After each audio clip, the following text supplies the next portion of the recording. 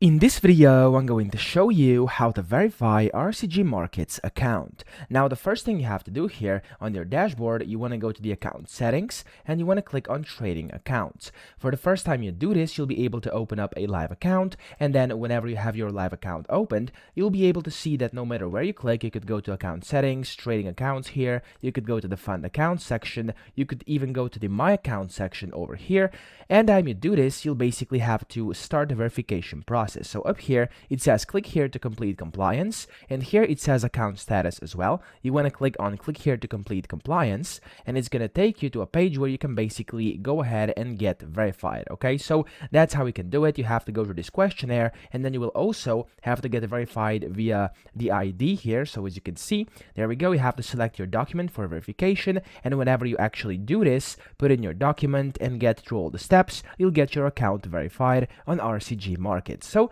that's how you do it. I hope this video helped you out. If it did, please subscribe to the channel and help me out as well.